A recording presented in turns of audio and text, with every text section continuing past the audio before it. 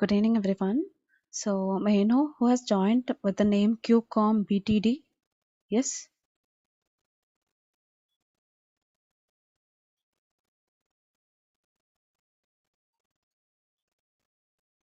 Can you hear me? Anyone?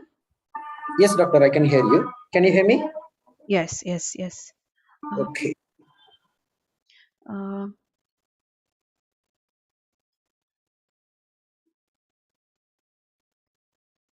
yes. Kindly may I know who has joined with the name QCOM BTD? Please unmute yourself and answer, please.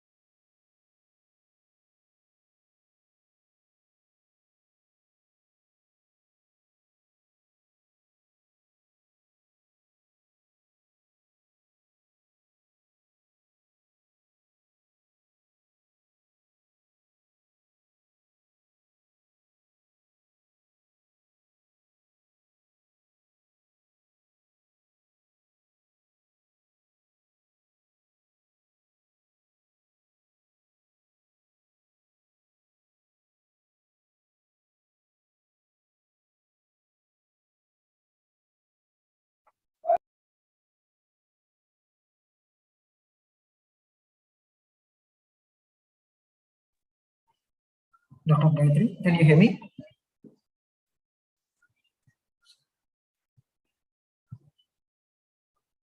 Yes, I can hear you.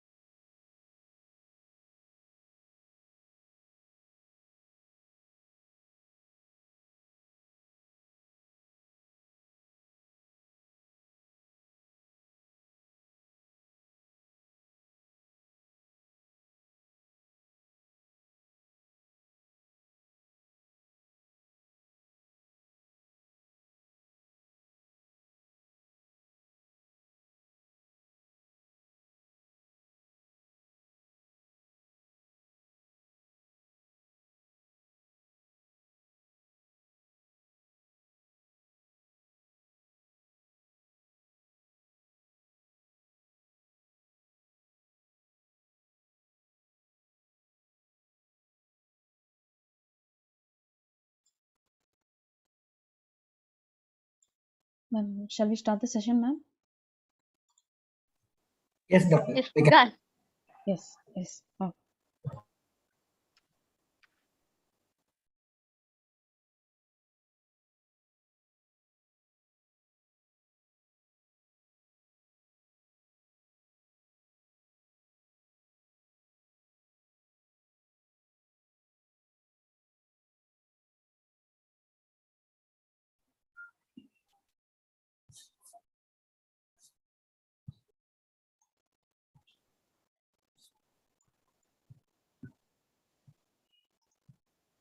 Dr. Gayatri. So, do you want to have any more people to come before we start? Yes, we'll have some short introduction. Okay. Okay, Principal Ma'am will be addressing the meeting, and then we'll start with this presentation. No problem. Okay, Oh, sure. okay, We'll wait for a few okay, minutes. okay, okay. Gayatri, madam, Yes, ma'am. Yes, ma'am. just check whether VC sir has joined. No, ma'am. I have checked with sir. Okay. He's not joining. Okay, okay. Oh, okay, ma'am. Thank you. Okay. Students, Lavanya. Yes, ma'am. Yes, ma'am. Kindly start. Okay. Rise and shine. Good evening to one and all. Small cheer and great welcome makes a merry feast. It gives me an immense pleasure to extend you a very warm welcome. On behalf of Institution Innovation Council, management and staff members of Prince Sri Venkateshwara Arts and Science College, who has clubbed all of us for the webinar on Precision Oncology Startup. Praising God and giving thanks. Prayer is the most powerful tool mankind has. So, before we start with any good thing, we start pray to God to attain some strength and inner peace. Let us start the session with Tamil Thai Vazhgu to embark the beginning of this special day. Here, I would like to call upon Indu to sing Tamil Thai Vazhgu.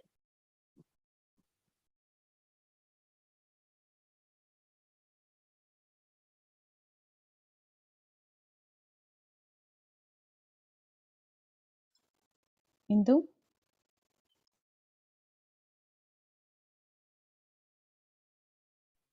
Mic is muted, ma. Indu. Yes, ma'am. Ma'am, now it's okay, ma'am? Yes, yes. Yes, ma'am.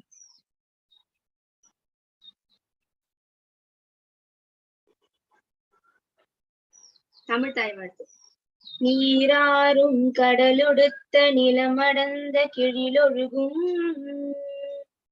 சீராரும் வதனமென திகழ் பரத கண்டமிதில் தெக்கணமும் அதிசிறந்த திராவிடனில் திருநாடும் தக்க சிறு பிறை நுதலும் தரித்தனரும் திலகமுமே அத்திலக வாசனை போல் அனைத்துலகும் இன்பமுற எத்திசையும் புகழ் மணக்க இருந்த பெரும் தமிழனங்கே உன் சீரிழமை திறம்பியைந்து செயல் மறந்து வாழ்த்ததுமே நன்றி.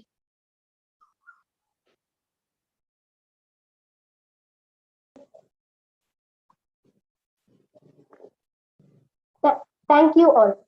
Now, I would gladly welcome D. Gopalakrishnan to deliver the welcome address.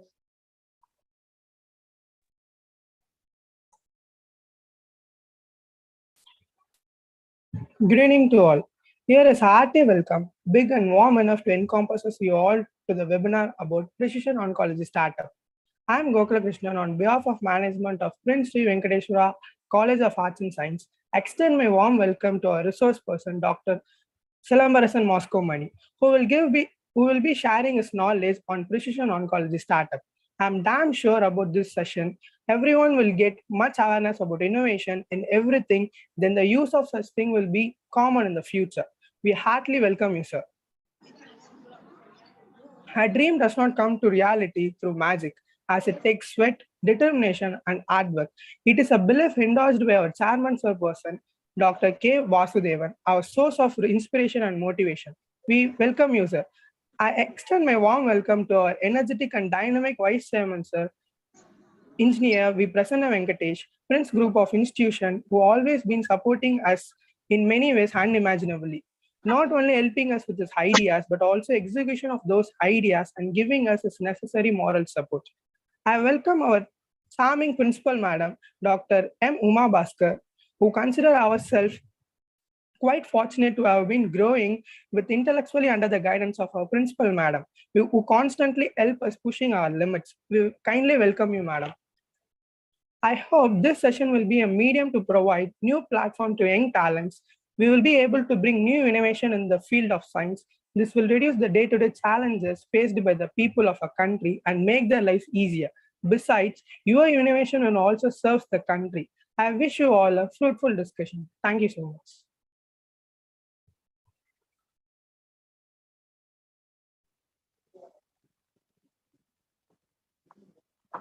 Thank you, Gopala Krishnan. Now, I cordially invite our principal ma'am to share few words.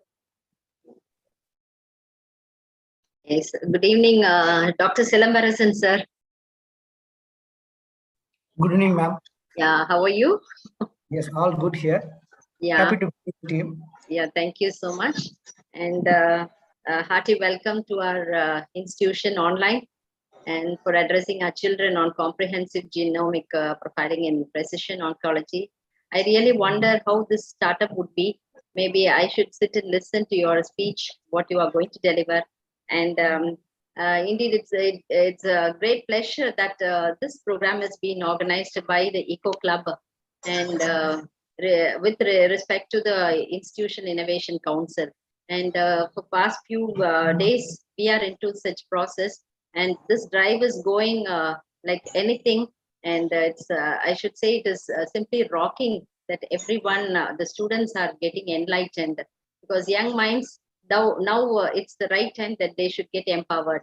And with such resource person, good resource person, I think that the students will get overwhelmed and also gain knowledge, which they will share, and also they will grow up in future. And I thank Dr. Pungode and her team, Dr. Gayatri also, the Eco Club coordinators, who had arranged such a wonderful presentation for this evening, so that everyone gets knowledge, gains knowledge. Thank you for inviting me to address, to give few words. And sure, our children are blessed today to listen to such talks. And maybe in future you visit our campus also, sir, to deliver such good lectures. And maybe many entrepreneurs will develop because of you. And God bless you all, children. And I should really thank the management for having given us such an opportunity to make our children also to get exposed to such events. Thank you once again to all. Thank you. Thank you. Thank you so much. A warm welcome here, Dr. Uma. So it's my pleasure. First of all, I like to thank the organizing committee member, because I know as an organizer, I have gone through the so many things. So the efforts they put behind the screen, it's immense, basically, right? And also the opportunity is provided by the Prince Venkateswara College over here. So without their opportunity, definitely this team could not have done this much extended one. So I'm very happy. And also once again, thanks to the entire organizing committee as well as the organization over here. So I'm thankful for the opportunity over here. So I love to interact with the various audiences, basically, right? So here also we are going to start with a comprehensive genomic profile. So to begin start with, right? So the genomic industry in India, it's in the very nascent stage. So it's in the very early stage, but still why there are so many buzz. You may heard about a lot of newspaper talking about genomics in India and genomics in so many other aspects of it, right? So it's a grooming field. And this is the right time to learn about the genomics also. And there are multiple ways we can develop this as an organization, and also you can develop as an entrepreneur. There are so many rooms to improve on. So let's begin with the science behind whatever the things it is going around in the personalized genomics aspect of it.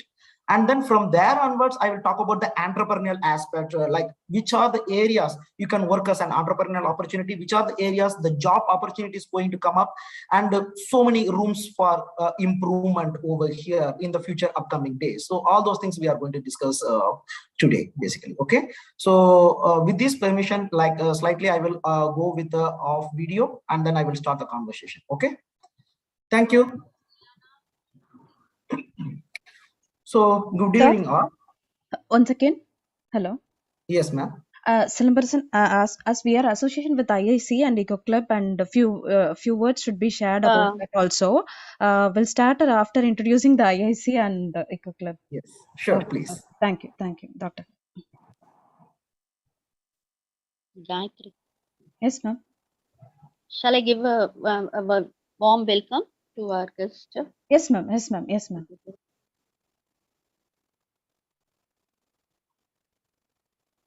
Good evening, everyone. I am Pungode from Department of Microbiology. First of all, I thank on behalf of Microbe Department staff and Eco Club members, the management authorities of Prince College, the chairman, vice chairman, principal, and Eco Club coordinator for providing an opportunity and support to get ourselves associated to webinar on precision oncology startup by Dr. Silambarasan. I welcome our resource person, Dr. Silambarasan, a versatile, strategically thinking clinical genomic leader in next generation sequencing. I hope this session will have a thought-provoking idea on precision oncology, which is an innovative molecular profiling approach to cancer treatment. Once again, I welcome and also thank one and all present here for sparing your valuable time in attending this session. On moving forward, I hand over this session to Eco Club coordinator, Dr. Gayatri Devi. Thank you, ma'am. Thank you.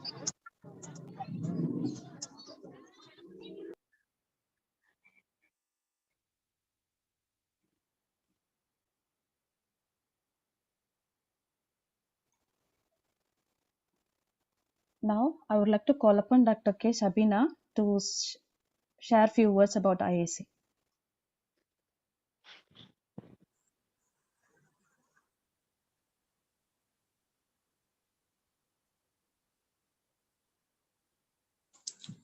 A very good evening to one and all present here. Institutions Innovation Council has been established in the year 2018 by Ministry of Education's Innovation Cell in collaboration with AICTE to develop the culture of innovation and startup ecosystem in higher education institutions. IIC of Prince Sri Venkateswara Arts and Science College was established during the IIC calendar year 2020-21, and since then we have been conducting various innovation and entrepreneurship related activities to nurture our students with new ideas and transform them into innovators and entrepreneurs. IIC of our college organizes workshops and seminars related to innovation, IPR, entrepreneurship, and startups. It also creates avenues for students to interact with successful entrepreneurs, investors, and professionals to inspire young minds. By this, they get exposure and opportunities for their entrepreneurial ideas. The motto of IIC is to make students job creators, not job seekers. On behalf of IIC of our college, I wish today's session is going to be a grand success and looking forward for a wonderful and interactive session. Thank you.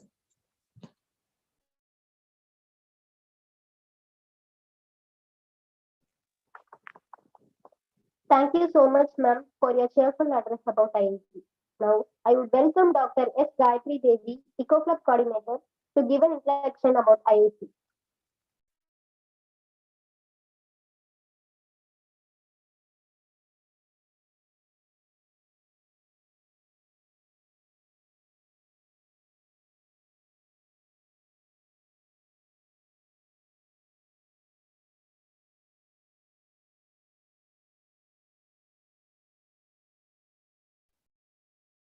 Your mic is muted.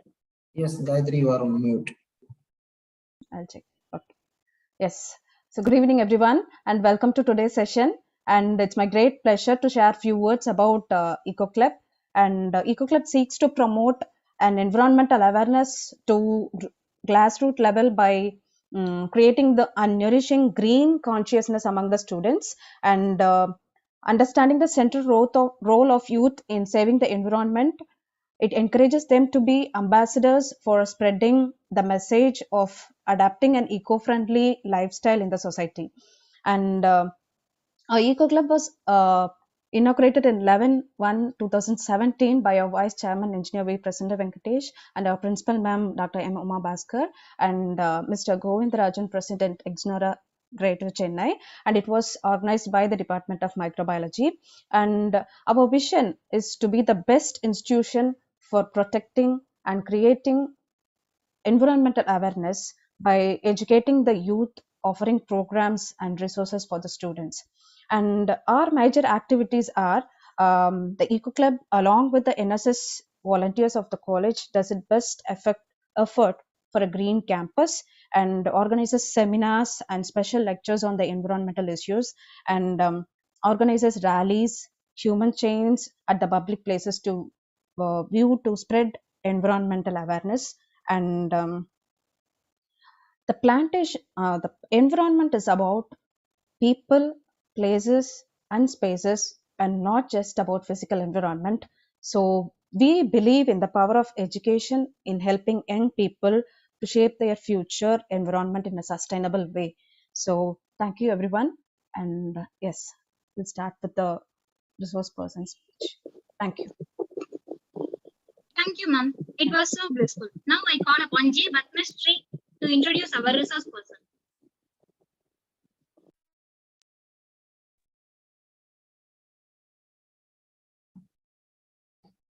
Good evening to one and all present here. I'm very grateful to introduce our resource person, Dr. Silambarasan Maskamuni. Good evening, sir.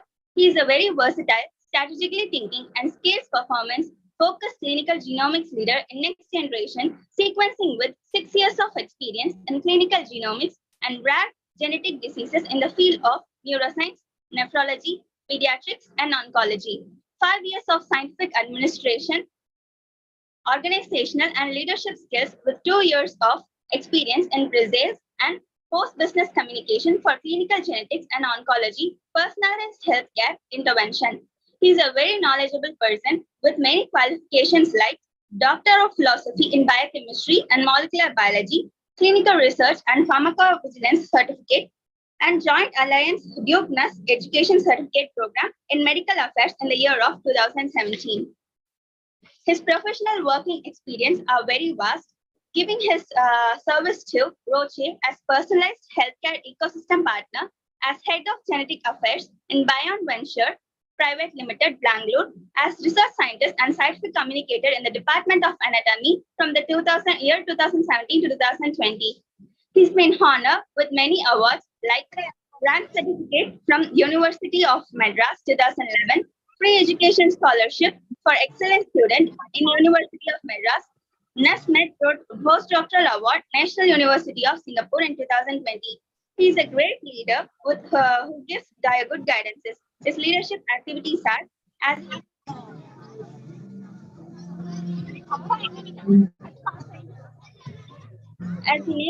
president of National University of Singapore Postdoctoral Association from 2018 to 2019, as council member of Singapore Neuroscience Association from 2019 to the present date, as senior director at Graduate Student Society, National University of Singapore in the year of 2013 and 2014. I'm excited to see your presentation, sir. I hope all have the same excitement. Now I would like to call upon Dr. Silambarasan Maskamuni to give his speech and presentation. Over to you, sir. Thank you. Thank you so much for the entire team for this warm introduction and welcome here. So I'm privileged to and honored to be here in front of the students here, as well as the committee members for discussion about the genomics, basically, right? So definitely many of us heard about genetics and genomics, but there are maybe slight confusions. What is genetics and what is genomics? How it is totally different, right? So genetics, anything starts with the identification of the gene, as well as how these genes pass on from one generation to the another generation.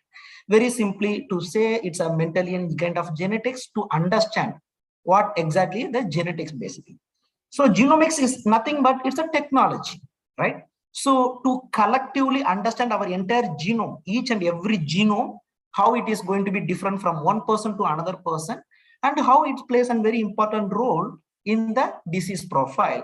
So especially in the cancer segment. So that's how the treatment is going to be now. So earlier days, if I start with a very simple example, right? So those earlier days are now even today, right? So if we have a fever, so what we'll do, we will take any particular tablet of Dolo 650 and all those things. The doctors will prescribe for all the people the same medicine, right? It's a common or generic medicine. Whereas in the precision medicine, how it is going to be in the future, or already it started, is that, so they are going to screen the genomics of each person based on their profile. It is going to be entirely, totally different medicine. This is the lecture. It is going to be entirely going to follow the same thing, like how it is going to be different and what are the things they do actually in the precision oncology. Okay, right.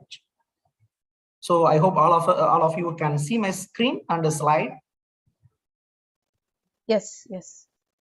Okay. Dr. Gayatri, I cannot move the slide. So is there any control you need to provide for me? No, you can, you yeah, okay, I can see, I can see that. Right. So let's start with cancer, right? So we are going to discuss today about everything is oncology and the comprehensive genomic profile, how it is going to helpful in the oncology, basically. So if you look at the hallmark of cancer, when we say hallmark of cancer means how we will define this as cancer, right? For an example, how you identify a person. If you mention Dr. Salambarasan means how his features will be. So he will wear specs, or he will be like this much height and all those things, right? These are the feature of a person when we identify or when we recognize the person. Same thing. Similarly here, when we hallmark of cancer means how we are going to distinguish from the normal cell towards a cancer cell. So there are certain phenotypic changes and also certain internal molecular changes. So based on that one, we will identify this as cancer. So when it started in 2004, so there are only 4 different hallmarks. In 2006, it became 6 hallmark, and now in 2022, it's become almost 10 to 11 different hallmarks. So when we say hallmark, what are the hallmarks they are mentioning? From the normal cells towards the cancer cell. First, it resistance towards cell death. So the cancer cells easily escape from the normal cell death process. So normal cell death means each cells will divide to the certain level of cell division, and after that it will undergo for programmed cell death called apoptosis, or some other ways also available. So mainly towards the apoptosis. So that's programmed cell death will be not available in the cancer. So which means it's keep on multiply, resisting the cell death, right? And also it will evade from the growth suppressor. Because if you look at any organ, it will, once it reaches the specific organ size, it's supposed to stop the growth, right? But in the cancer, it will keep on grow uncontrolled. Thereby, the shape of the organs also uncontrollable growth to the evading growth things. And the another thing is it will avoid the immune system destruction. So whenever the cells are uncontrolled growth, our immune system will recognize basically, and it will try to kill the cell. But here, this cancer cell will also escape from our immune system. So thereby, it can even able to control continuously. So our body system cannot recognize this as an invader or this as a foreign body, right? The cancer cell is supposed to be a foreign body. It's supposed to be controlled and killed in a clear way by our immune system. Whereas here it will escape from the immune system. And also that cancer cell will have extensive vasculature. Why? Because it needs nutrition as well as oxygen to the continuous growth.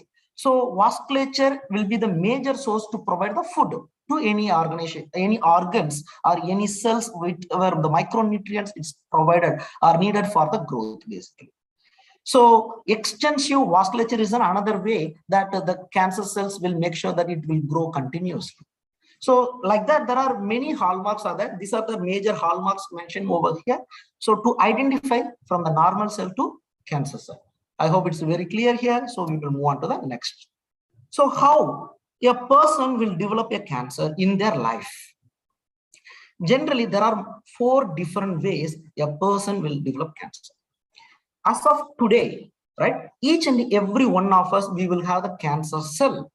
There is no doubt about it. Cancer cells are always present in our body. But how we are not suspected as a cancer person is that the cancer cell will be detected in the very, very, very limited level, and that cell can able to identify in the immune system and be able to kill on day-to-day basis life. Whereas when it started to accumulate more and more, and then it escape from the immune system and started to grow uncontrolled proliferation manner, then only that person will develop the cancer. So etiology, what are the reason behind the cancer is, first is environmental, and the second thing is lifestyle, and third one is the genetic disorder from the family. So another fourth one is the exposure to the carcinogen. Environmental factor means there are a lot of exposure from the factory, and then drinking water and so many other factors from the environment, right?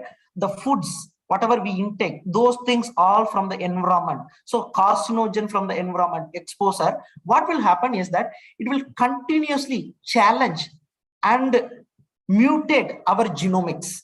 So if you take a gel cell, it will have the chromosome, and then chromosome is coiled with the pack of in the histone protein, the DNA will be packed nicely, right? So that DNA, it is going to expose to all the four different parameters: the carcinogen, radiation, virus, infection, so many different parameters which can alter the genomics of our cell. So when it is continuously altering it, then the cell will transform into cancer. So how it is going to get transformed? When a person is going to expose to the above said like etiological factors, it is going to alter the DNA. When the DNA is altered, the RNA will also get altered. When the RNAs get altered, the subsequent protein, the function of the protein is going to get altered. The protein is the functional unit of the particular pathway. So there are so many different signaling pathways are present in the cell. So that signaling pathway is particularly going to get affected. So everything starts from DNA. So the DNA is going to rely on four different parameters, the etiological parameters, which they are going to expose, the carcinogen and all the other factors. Thereby, it is going to change their behavior. The cell's behavior is going to completely change from the normal person towards the cancer person. So cell, if you take cell as a person, right, it is going to change totally. So what are the genomic alteration it can happen to the DNA? There are four major different alteration can happen. One is base substitution. So which means an adenosine, guanine, cytosine, thymine. These are the four bases available in our DNA.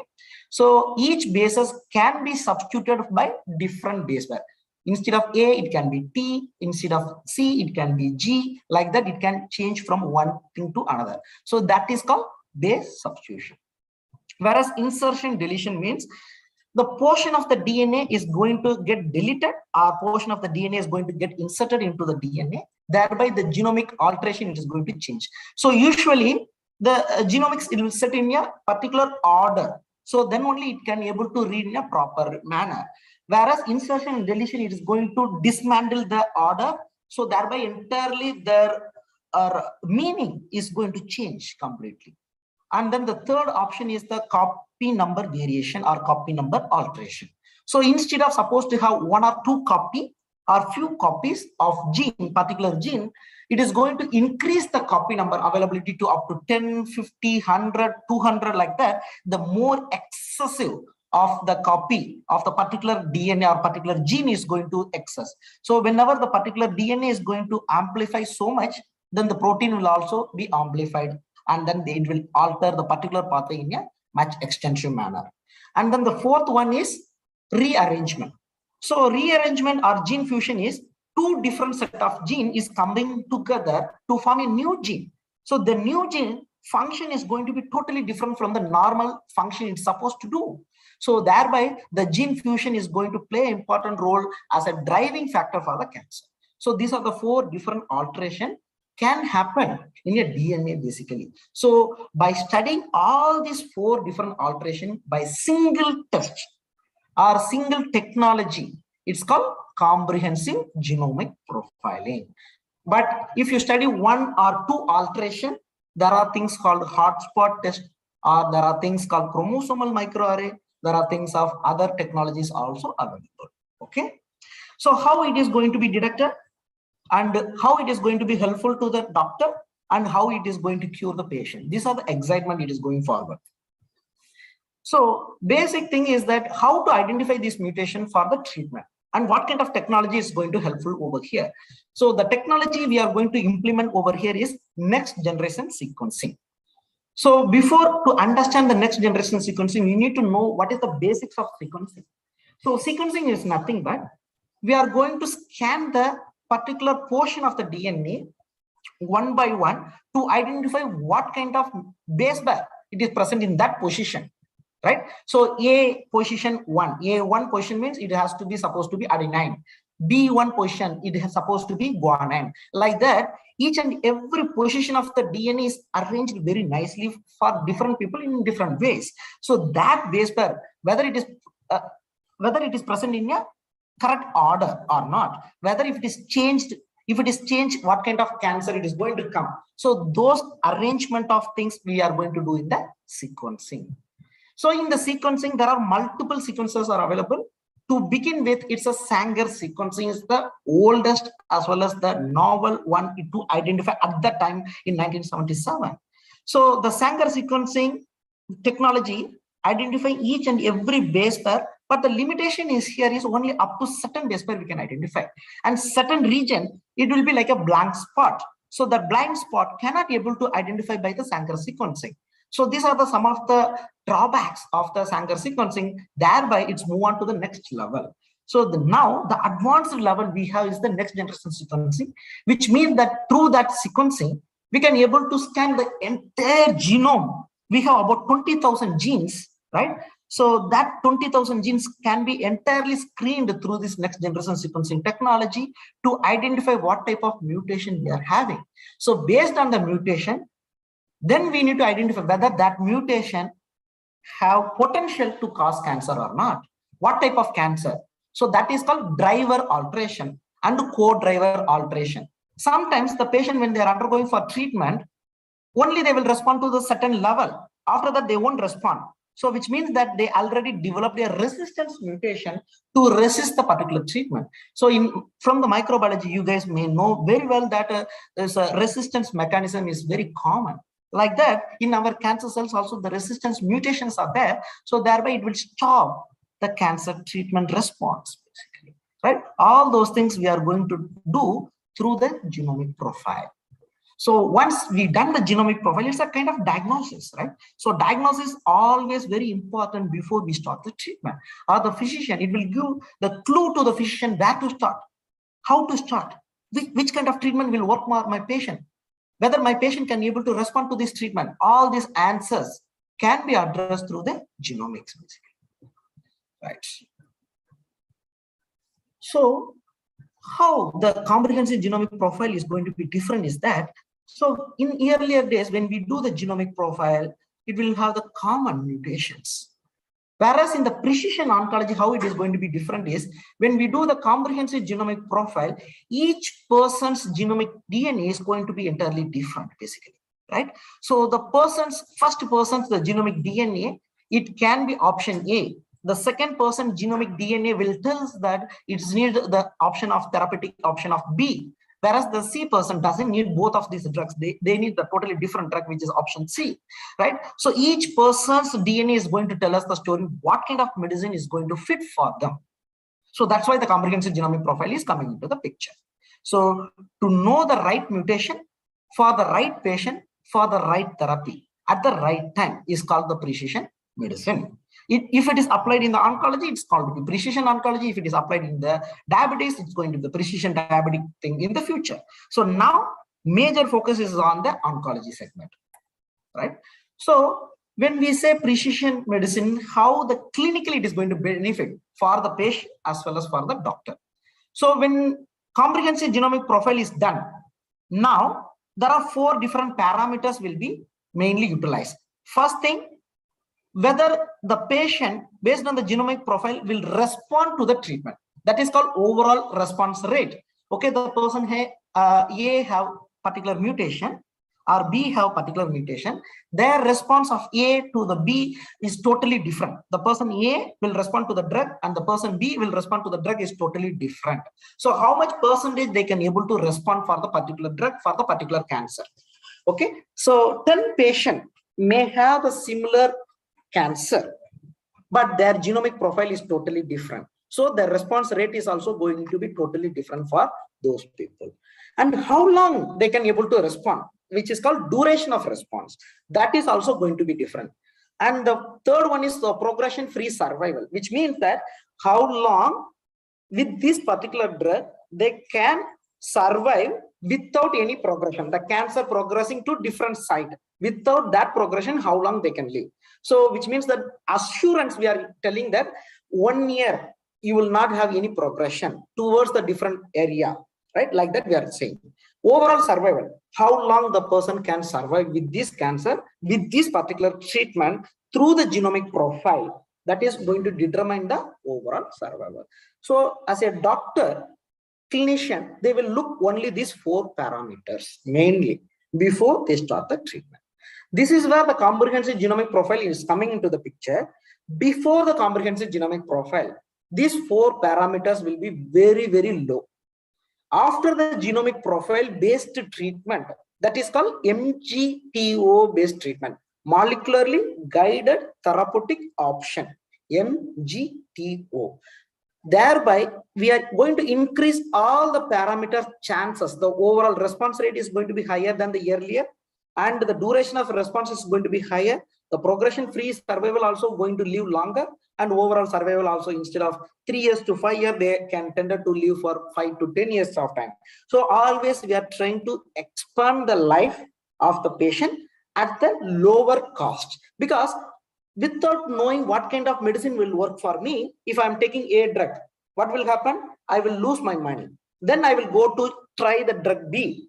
Again, you will lose the money. Then you will try the drug B. Again, you will lose the money. Like that, you will try few options of drug. Finally, when you come to the right drug, by the time the cancer is already progressed to the advanced stage, thereby the life cannot be extended further. So identifying the right thing at the right time is key over here. That's why the comprehensive genomic profile need to done at the very early stage of any cancer before you start any treatment. Right. So what are the benefits it's going to bring? First thing, when we say the comprehensive genomic profile, the report, the genomic report, what are the information it can able to provide? First is diagnostic value. What kind of mutation the patient having, how we are going to treat the patient.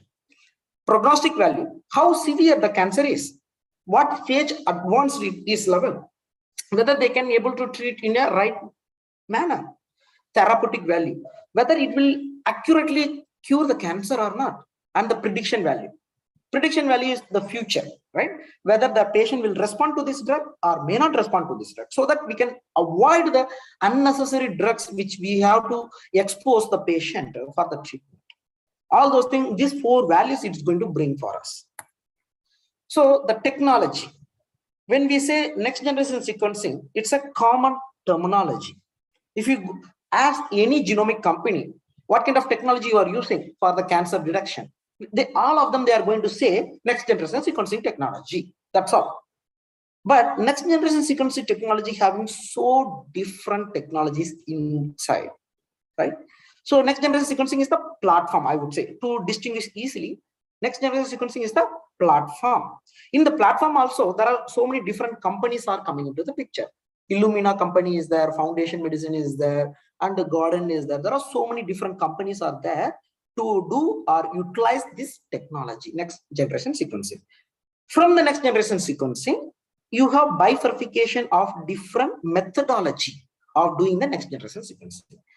When it comes to methodology, I will emphasize very important methodology you need to follow is the hybridization capture technology. As of today's date, in 2022, hybridization capture technology is one of the novel technology.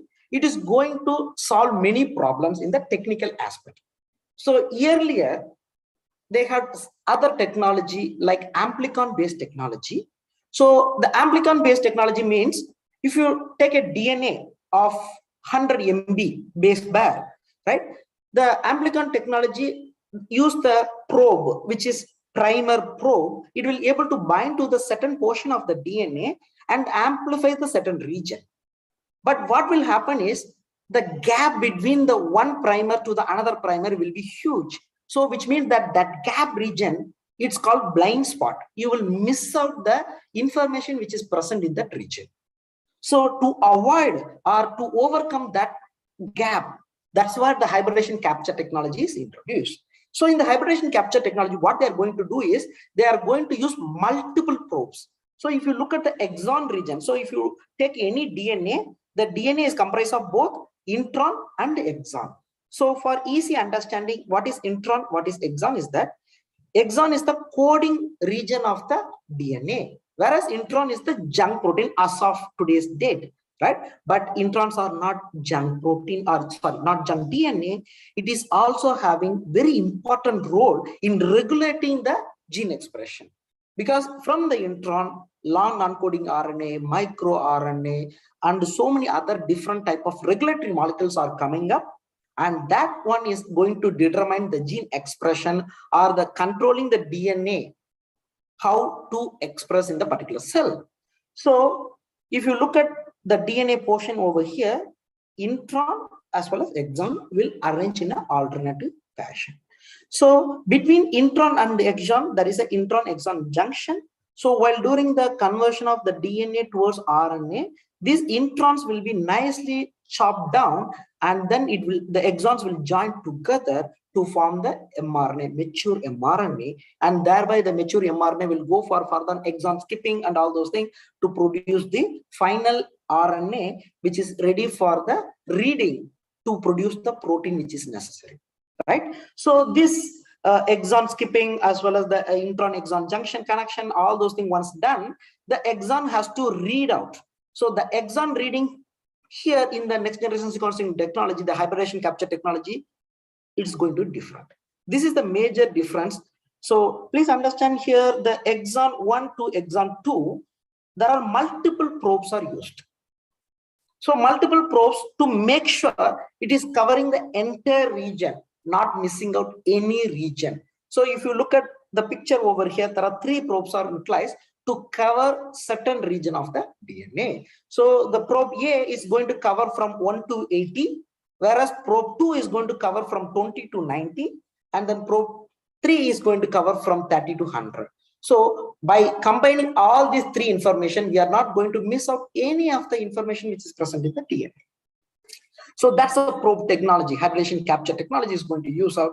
So thereby we are going to control the entire DNA, even though it cannot be detected by the other technology. So that blind spot will be covered very well in the hybridization capture technology. So this is the comparison. So the left side over here is the amplicon based technology. The right side over here is the hybridization capture technology. So the amplicon based technology, you can see, as I mentioned earlier, there will be a big gap between one region of the DNA towards the another region of the DNA. Whereas in the hybridization capture technology, even though there are certain gaps are there, that gap will be covered by the other probes. So if you put together entire things from here to here, the entire region is covered already. So which are the regions it will be missed out in the other amplicon based technology is GC rich region cannot be identified majorly, because the primer cannot be able to bind to the GC rich region very accurately, and it cannot amplify the region. That's the one example I can give easily, GC rich region. Okay, another example I can give is the repeat sequence region. If you take Huntington's disease, the CAG like that, it will keep on repeat in the particular portion of the DNA. So that portion cannot able to identify by the amplicon based technology. So whereas in the hybridization capture technology, that repeat sequence region can also able to identify using hybridization capture technology.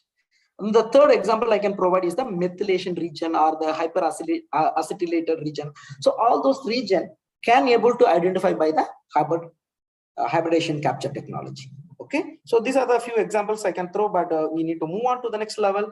So I hope everybody is clear with the technology of the next generation sequencing, bifurcation of amplicon based one as well as the hybridization capture technology. Okay, right. So once now we chosen the technology, we chosen the methodology, So methodology here is hybridization capture technology. So whom to rely? There are multiple teams or multiple players may doing the same hybridization capture technology. So that's where the entrepreneurship is going to come, right? So everybody is going to do the same hybridization capture technology in the future. How a company is going to differ from another company, right? That's where the clinical validation and analytical validation of this data is very important.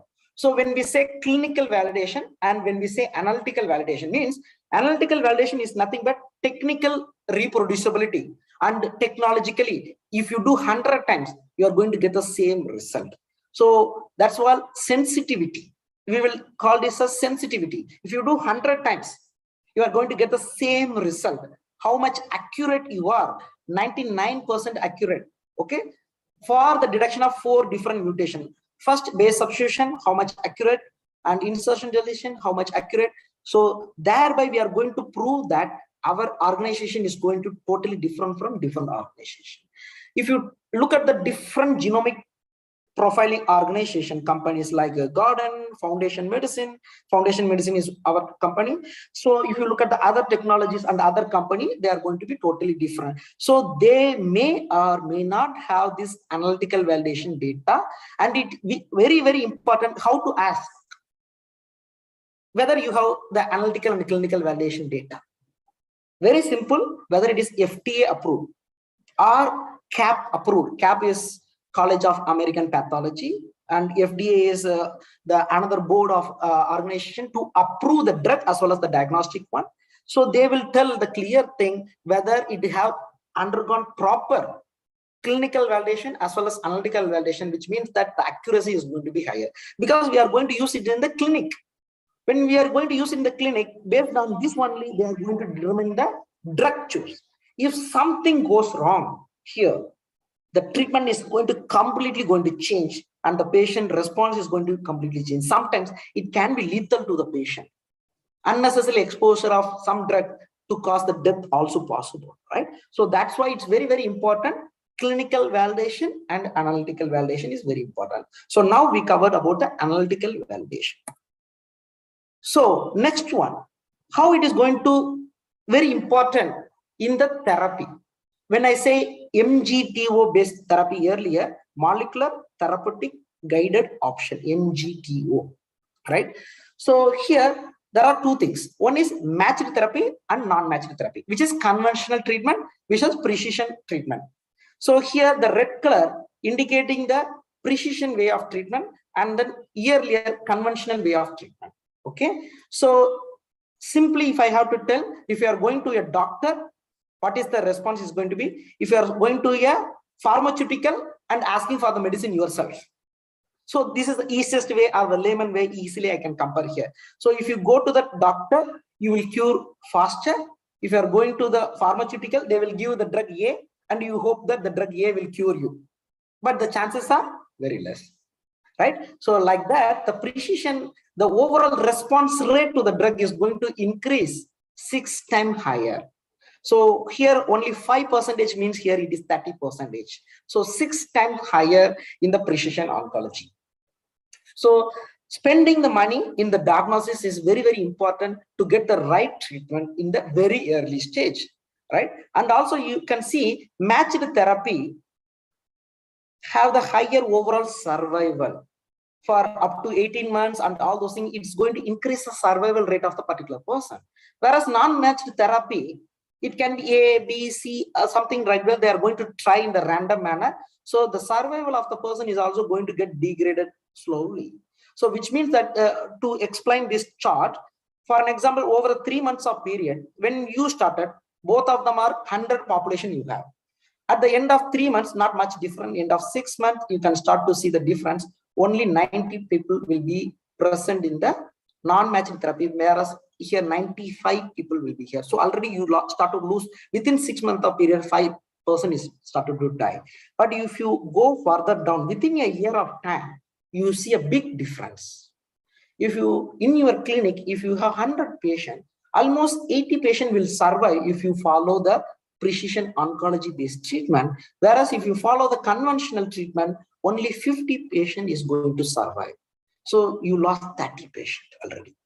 right? So that's a major difference it's going to bring, the precision oncology it's going to bring. In the future, not only this, in the future, all the medicine, the cancer treatment medicine, it is going to be based on genetic therapy only, like EGFR, ALK mutation. There are so different mutations are there. So based on that mutation, the drug is going to work, which means that without knowing what type of mutation the person having, if you do the treatment, the drug will not work at all, right? So that's the difference it is going to be, right? So let's go to the lung cancer for an example. Lung in the early stage and in the lung metastatic stage, it's totally different genetic profile is there. So the same gene is going to come, but the difference, the percentage of identifying the mutation is going to be different. There are so many different mutations I'm mentioning over here. Just for the easy reference, major one is the EGFR mutation, actionable mutation I'm talking about. So in the metastatic stage, the mutation is going to be different, right? The same mutation, but in the different percentage. If you screen about 100 patients, you're going to get only 14 patients with the EGFR mutation in the early stage, whereas in the late metastatic region. So meaning that the cancer to become metastatic, to spread to different organ, EGFR mutation plays a very important role. So 30% of the population will have this EGFR mutation. Whereas the KRAS mutation almost similar, but KRAS mutation as of now, today's date, there is no treatment option is available. Whereas the ALK mutation is 5% only, 5% is huge also in the cancer setting. Still we have drugs for the 5%. The ROS1 fusion just now only I mentioned about the 4 different type of basic genomic alteration. The rearrangement or gene fusion. ALK fusion is also having available at 5%. Yearly setting it is only 1%. Like that, each and every gene over here, either it can act as a prognostic marker, or it can be act as a diagnostic marker, or it can be act as a therapeutic marker. So EGFR, ALK, ROS, RET, all these genes are going to be the therapeutic value. Or whereas the KRAS, BRAF, and other genes may have the things as a prognostic marker or a diagnostic marker. I'm very sure many people over here in the last 1 month in the news, it's widely spreading that cancer is completely cured. The novel drug, new drug, like that you may heard about one drug, blockbuster drugs you may heard about, magic drugs. That is nothing but immunotherapy drug, which I'm going to discuss a little bit later. That immunotherapy drug also, if it has to work, certain gene has to express and certain gene should not be expressed. Then only the immunotherapy drug will work. So the drug which was tested and approved and then comes in the news was tested in 12 patients who are very specifically having certain type of mutation. So even though all the 12 patients are colorectal cancer patients and all of them are completely cured as of now, okay, maybe in the future they may develop another cancer, but as of now they are completely cured. All the 12 patients are completely cured because they have unique mutation of MMR gene, mismatch repair, DNA mismatch repair gene mutation they had. So those patient population in the context is only 5%. So if you screen colorectal cancer patient, 100 patient, you will see only 5 patients will have the MMR mutation. So in that clinical trial, they have chosen only that persons who are having the MMR gene mutation, and then they subject that person to the treatment with immunotherapy, nivolumab with ipilimumab, combination of treatment basically. So that patient respond completely. So identifying the right patient, identifying the right treatment to cure the cancer, genomic profile is going to help.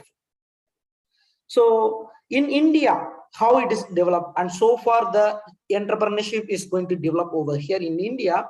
Multiple ways you can start your business over here. This is where I'm going to start the business. How you can think as an entrepreneur. Where are the areas or gaps are available in the comprehensive genomic profile? How you can start your own business in the future, right? So testing the testing the genomic profile. There are small short panels are available where they will test out only the actionable mutation. Because actionable mutation, when I say the EGFR, ALK, RET, ROS, NTRK, as of today's date, these are the mutation only drug option is available. So these drug options can be tested out by a small panel testing. So you can develop own kit molecular biology, the lab kit you can develop to identifying all these mutation more accurately. Thereby, you can start your own business. So molecular biology lab, you can start to identify all these mutation. It can be short panel test or it can be comprehensive genomic profile test to identify the gene mutation. And the another one is immunohistochemistry. Even though we identify the gene mutation, whether the gene mutation affected the protein or not, for that one, we need to do the immunohistochemistry. So you can start a company where only you will do the immunohistochemistry and do the imaging. So the future is going to be the artificial intelligence, right? So you are going to capture the normal cancer cell as an image, like the PET scan, CT scan, or the MRI scan. You are going to capture the cell at the microscopic level in the 10x, 40x, 100x, more clear picture in the immunohistochemistry to distinguish the normal cell gene expression towards the pathogenic, the cancer cell gene expression, the immunohistochemistry. That image you can utilize to train the data set, the bioinformatic data set. That's what I'm starting the different company, that one, bioinformatic data analysis, the image data analysis. Then in the future, the doctor need not to say anything. They will upload your immunohistochemistry data into the software, and then they will detect, okay, this patient having this cancer, this patient having this gene profile expression, so this drug will work. So no pathologist will require, pathologist obviously will require, I won't say pathology will be completely vanished off from the system of comprehensive genomic profile, the oncology space, but I would say it will make the job easier. The artificial intelligence is going to make the job easier. So the image is going to capture and distinguish between the normal cell versus the cancer cell, and within the cancer cell, what type of cancer it is, whether lung cancer, colorectal cancer, or different type of cancer it is going to be different. Like that, it is going to distinguish within the lung cancer, it is going to distinguish what are the different ways of identifying.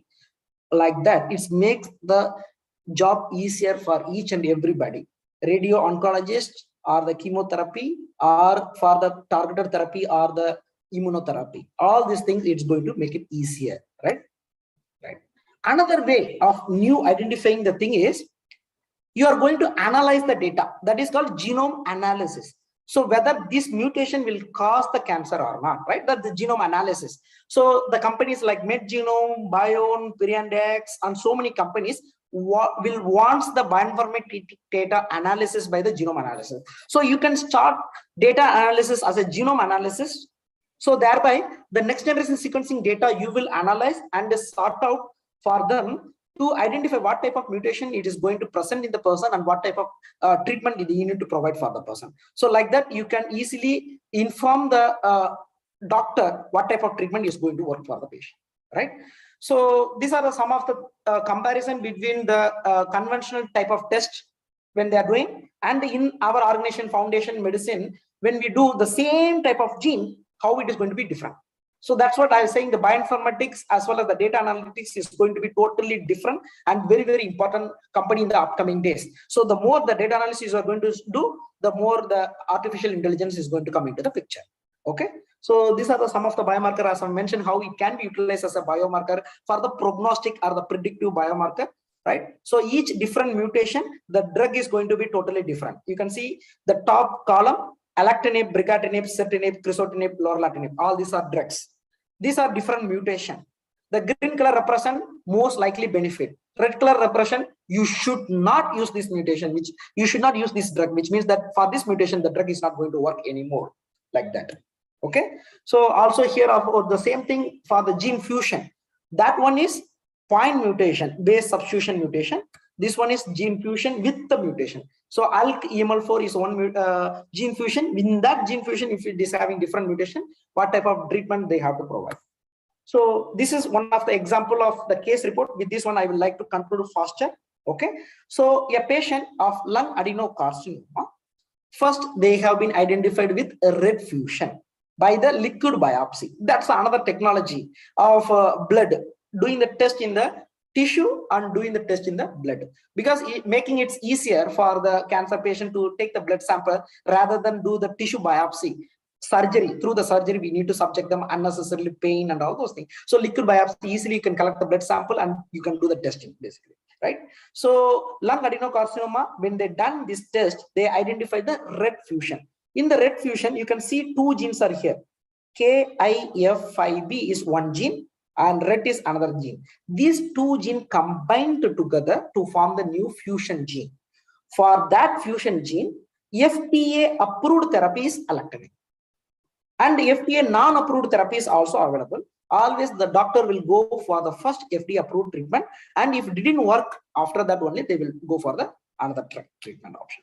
Okay, so it was able to identify the patient was initially came to the clinic with a cough and then dyspnea and some other complication, and then they identified this drug, and then earlier they have done only the single panel testing, but it cannot be able to identify the mutation, accurate mutation, because they have only tested EGFR mutation.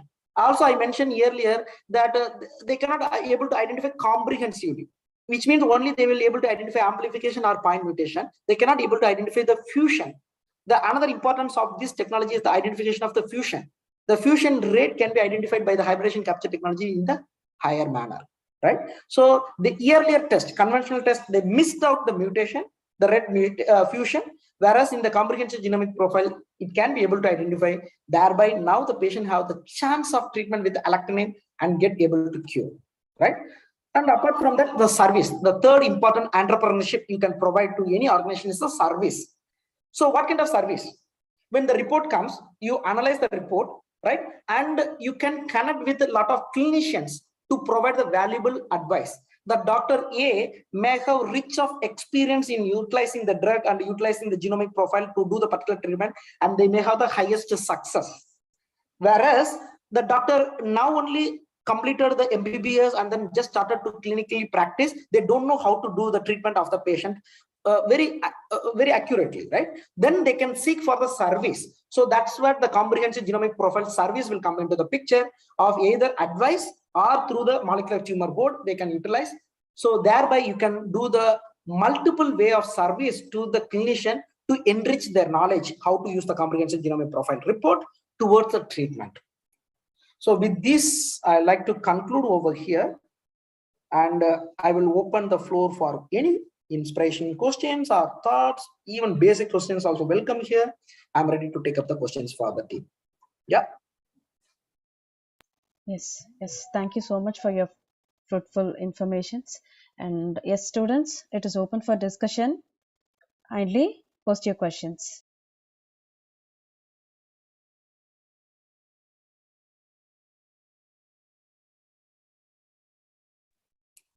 If any of the students are feeling shy to open the questions in the public forum, you can also paste it in the chat box as a question. You are one of the coordinator can follow, monitor the questions, and then definitely you can route it through. Yes, sir, sure.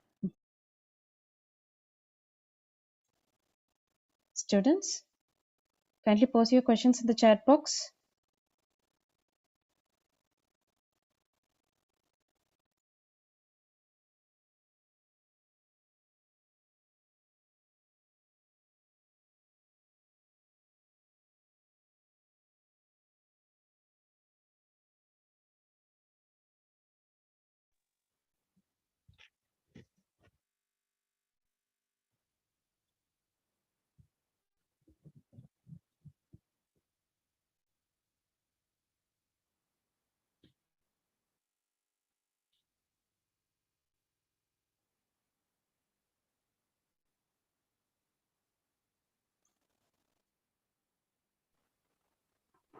Maybe students want to start off with teachers to ask some questions. So yeah, anybody can ask some questions so they keep interaction.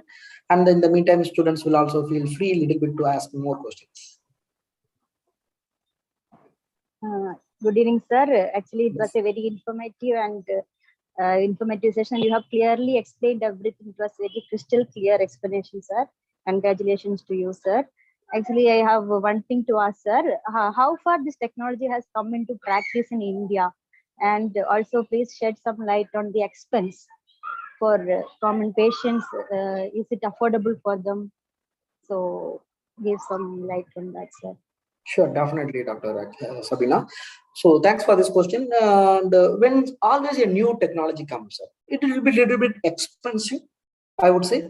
and as well as because we are going for the treatment for per person, right? So we are going to utilize this technology for a single person. Obviously, the cost is going to be higher side little bit, but having said that, now a lot of genomic industries are coming up, so the cost is also going to be cut down very dramatically, right? So for an example, I would say through the foundation medicine, which is FDA approved, clinical validation, analytical validation, so much accuracy it is going to come, but a little bit I can compromise on the accuracy, but I want to go for at least to understand what kind of genomic profile I need to know. We can always go with the Indian based next generation sequencing companies are there, made genome, and then Newberg companies are there, and Redcliffe company, LifeCell. There are so many companies are there. All of them are genomic leaders already in this era for like almost 5 to 10 years already they are present. So the cost is going to be anywhere between 50,000 to 70,000 in India. And if you chosen the organization which is from the foreign, always a little bit expensive side, it is going to be. And that's where the service and the technology, it is going to be the world class. So whether I want to select a world-class technology, always the cost is going to be higher. It's like purchasing a car which is Indian-made car, or purchasing a car which is novel, and it's like from Audi or something like that from foreign countries. The import charges will be higher, like that. So the cost is going to be anywhere between 3 lakhs basically. So easiest, I would at least start with 50,000. So diagnosis is very, very important for the treatment. So don't ignore the diagnosis and start the treatment straight away. That's my humble advice to any of the clinicians and any of the people who are promoting the entrepreneurship of diagnostic industry. I will say start with diagnosis first. So you can select the next generation sequencing. Nowadays, it's very well utilizing in India. Even for the precision, not only in the oncology segment, rare genetic disorders, right? SMA, many people maybe heard about the SMA, spinal muscular atrophy, right? So for that also the genetics plays a very important role. So that kind of technology, the whole genome sequencing technology in India, it's going to be only 15,000, 15. The pregnant mothers, many people, many women and ladies are here. While during the pregnancy, nowadays the next generation sequencing came to the pregnant level, like very early stage. Before the baby born, they can do the blood testing to identify whether any genetic mutation which can pass through from one hereditary to the next hereditary, one generation to the next generation. So we can able to easily neglect the babies which can able to be very faulty one, like a Down syndrome, like a Klinefelter syndrome, so many other different type of syndrome, deafness, heart problems, future cancer, like all this can be easily able to identify by the next sequencing technology, comprehensive genomic profile, only like 15,000 to 20,000. So it's very much affordable in that setting. All the 20,000 genes will be screened in that technology, right? Whereas in the cancer, only going to be very 300 to 500 gene, but the depth is going to be higher. That's why the accuracy need to be very much higher in the cancer. That's why the cost is also very high, because you are going to take the treatment based on that one. Whereas in the gynecology, or where in the pediatric one, you are not going to do the treatment while doing the pregnancy. You are going to rule out whether the baby will have the chances of getting a particular disease or not, so that you can very well inform whether I want the baby or I want to continue the abort, and then I want to have the baby which is having a healthy one, right? So all this technology is very much implemented in India. But even though I would say 20 to 30% is not affordable, still that 15,000 is huge for many people, I would say. So 80% of the population can able to afford this technology in India, and it's very much applicable in India right now. Thank you so much, sir. It is clear now. So, Sir, I'm Pungodi, sir. Yes, and your presentation is highly valuable for the students, sir. But we were seeing about different assays now, sir. But cancer level, there are different stages. So which assay can be applied for which stage, and mature level and all, what type of assay can be done? How to differentiate that, sir? Yes, very good question, ma'am. Very good question. So that's the role of a genomist, basically. So when a particular person is coming for a genomic testing, right? Either starting with the basics of karyotyping is there, and microarray is there, and MLPA based technology is there, and Sanger sequencing is there, and then short panel is there, and then clinical exome, whole exome. These are the many technology. how to select the right technology, and whether how to confirm this technology is more than sufficient for me to identify all the genetic disorder while I'm pregnant for my baby, whether it is able to identify all the mutation. One technology cannot serve entire purpose. So that's why we need to sometimes combine few technology. But having said that, nowadays the technology is so supreme. One technology of comprehensive genomic profile, or I would say the technology of whole exome sequencing, at least can able to identify 70 to 80%. So how to choose that? Another way is that able to identify some of the family members have lost the first child, or highly like a pregnancy loss in the first, frequently happening few times already. So those kind of people, they have to undergo for certain technology. For example, the mother and the father, some may have the deafness. So we will identify what kind of genes involved in the deafness, whether that gene can able to identify insertion, deletion, or point mutation. So insertion deletion means we need to go for the chromosomal microarray if it is a bigger insertion deletion. Whereas the point mutation can able to identify in the next generation sequencing technology, and amplification kind of thing, it can have to go for MLPA technology. But nowadays the next generation sequencing technology can also able to identify the amplification nowadays. So like that, based on the type of suspicion by the clinician is suspecting few genetic disorder, right? So that genetic disorder, what kind of genes involved, based on the gene involvement, we are going to select a technology. That's how it is going to be different, right? I hope I answered Dr. Pungoday here. Thank you, sir. It was clear. Thank you, sir. And in the chat box, there is one question. I will take it up. B. Arul asking the question: how artificial intelligence in treatment of cancer? Okay, artificial intelligence is just a name. Okay, anything we do will become artificial intelligence in the future. Switching the light on is also artificial intelligence. All right, using the technology, artificial intelligence.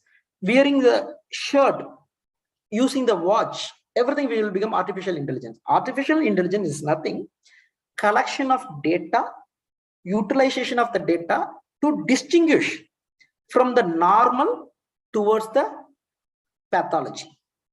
Okay, so for an example, if you are wearing a smart watch, what are the parameters is going to analyze? It is going to analyze your heartbeat, it is going to analyze the oxygen level, it is going to analyze your body temperature. These are the few things I am telling. In the future it will come more and more, okay, but just few things I'm telling now. So through the body temperature, what you can mention, whether the patient having fever or not. And through the heart rate, what you can say, higher the heart rate, the heart related problems are there. So this kind of data is going to be analyzed in the cancer. Since you asked very specific question in the cancer, I will address. So when the cancer patient is coming, they will take multiple image picture and histopathology picture and also genomic profile pictures, right? So in the image, what type of image? If it is the brain cancer, they will take MRI scan. If it is lung cancer, they will take the CT scan. If it is throughout the body, it will be PET scan. So using that image, they can easily distinguish where the cancer is present, how big the cancer size is present, which exact location within the organ the cancer is located. So based on that one, they can classify the cancer. Even in the lung cancer, there are different types of cancers are there. Okay, that can be able to identify. First thing. Second thing is immunohistochemistry.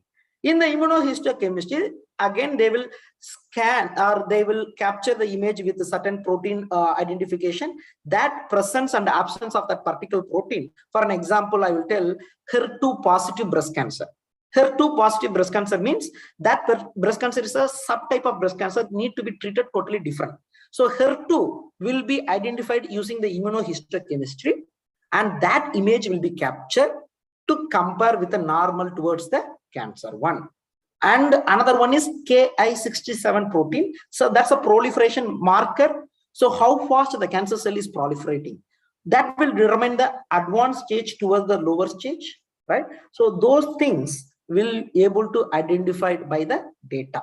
Now, what we are going to utilize this data for the cancer treatment will be called as artificial intelligence. So they will put together all the cancer patients data together one side, and the normal data another side, control as a control. So now as a experiment, like we used to compare, right? From compare to control, the treated one, how much it is different.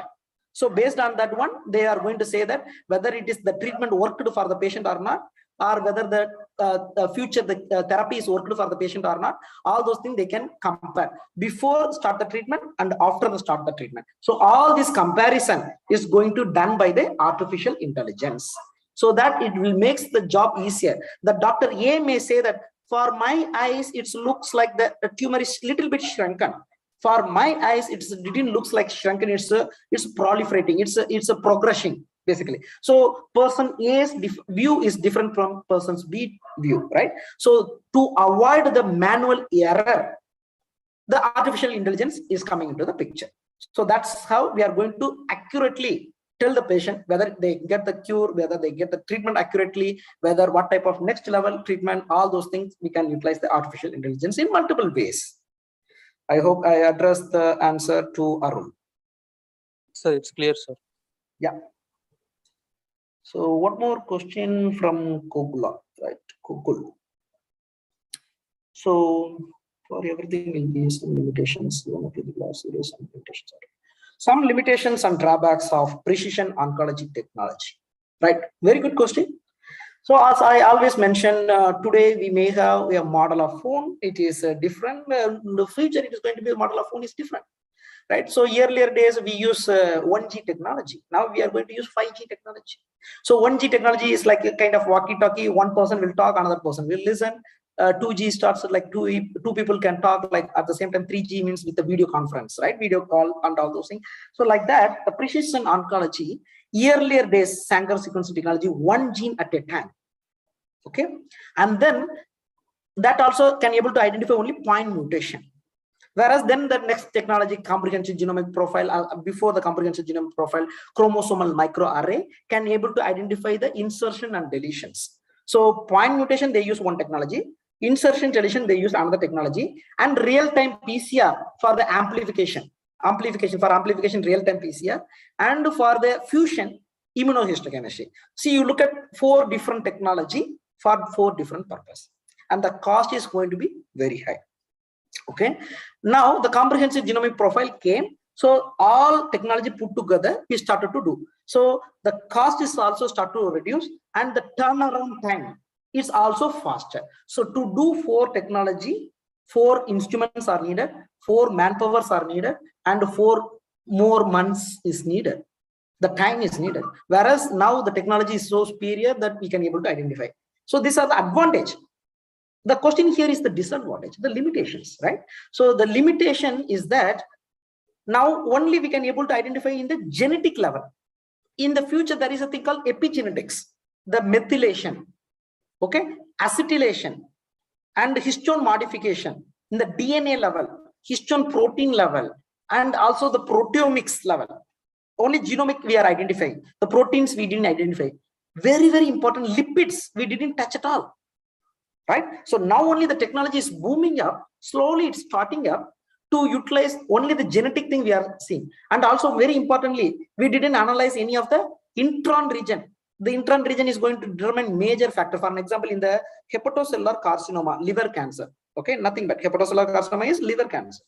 In the liver cancer, non-coding RNA called microRNA, okay, so that plays a very, very important role. So that is not at all detected by the technology right now we are having. So the technology is going to evolve in the future, whereby we are going to include the intron portion also, so that we can able to identify the microRNA, non-coding RNA, histone modification, epigenetic modification of the DNA, methylation, so on, so on. The treatment accuracy is even more accurate. The drug is going to come even more higher based on these types. Okay. So these are the limitations as of today's date. I hope the technology will evolve much more to identify in a shorter span of time. I hope I addressed the questions to them, right? Yes, sir. Yeah. Thank you, sir, for sharing your knowledge. Now I would welcome Gokula Krishnan to give vote of thanks.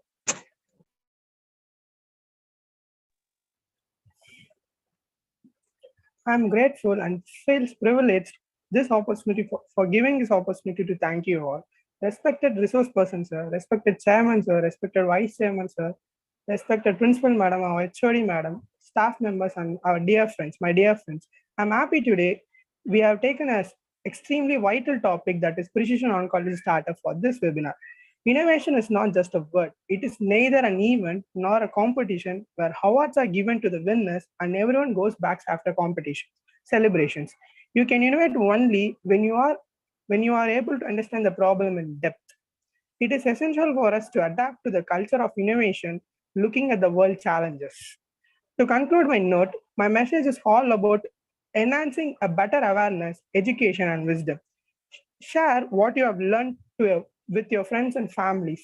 Thank you all for being a part and creating a spark in yourself. Thank you so much.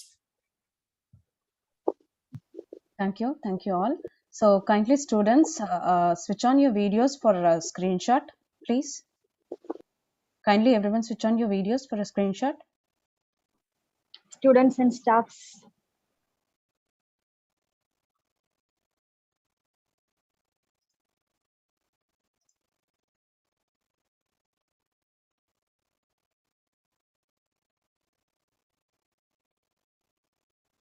Yes, kindly make it fast. Students and staff members, kindly switch on your videos.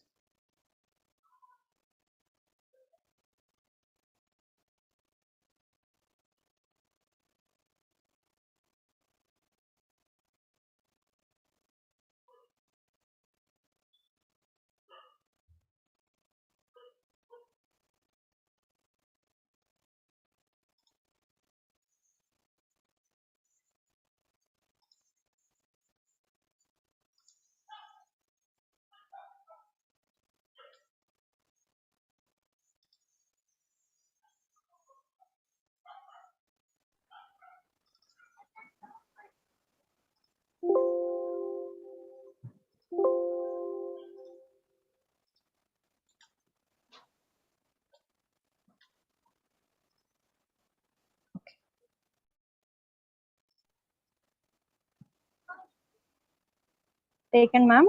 Gayatri, ma'am. Yes, ma'am. Yes, ma'am. Yes, ma'am. Yes, ma'am. Thank you all. The feedback link is submitted, so kindly fill your feedback.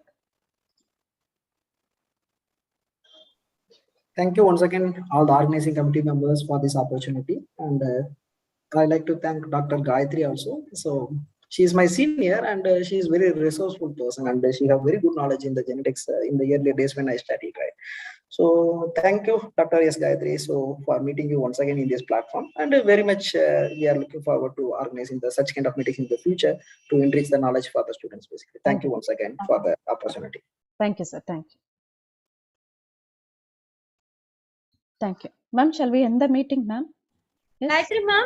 Yes, ma'am. What about national anthem? Yes, ma'am. Will do. Thank you, one and all, for participating in this webinar. Now let's end this session with national anthem. Now I call upon Hein Freda to sing national anthem.